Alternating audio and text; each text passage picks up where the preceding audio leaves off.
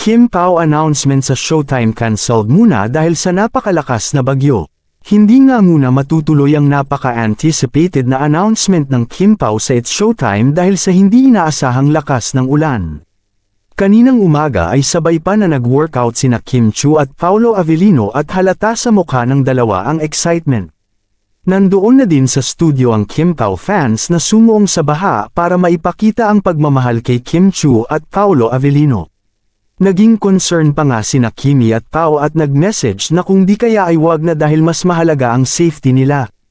Ngunit dala ng pagmamahal sa dalawa ay hindi napigilan ang mga supporters na pumunta sa studio. Nang tumaas na ang baha ay hindi na makalabas sina Kim Chiu at Paolo Avellino sa kani-kanilang bahay kaya naman napagdesisyunan ng management na cancelled muna ang announcement. Marami pa namang pagkakataon ngunit mas mahalaga na safe sina Kim Chiu at Paolo Avellino na makarating sa studio kaysa naman sinubukan nilang sumuong sa baha at baka may mangyari pa sa mga ito. Samantala, sobrang lungkot naman ang nararamdaman ni Paolo Avellino at Kim Chiu para sa mga fans nilang dumayo pa talaga sa studio dahil alam nilang hindi biro ang pinagdaanan ng mga ito.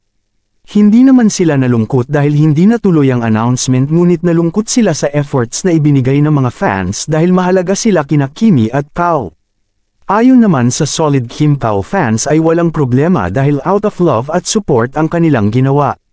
Naiintindihan din nila ang rason kung bakit hindi natuloy ang announcement. Sa ngayon maglalabas ulit ng panibagong schedule ang Kim Pao team sa announcement date. Talaga namang worth the wait ang movie na ito dahil kagaya ng sa teleserye ay maraming mahirap na pinagdaanan ngunit ayon sa Kim Pao ay hindi nila bibigwin ang kanilang mga fans. Anong masasabi ninyo sa balitang ito? Comment down below. Maraming salamat sa panunood.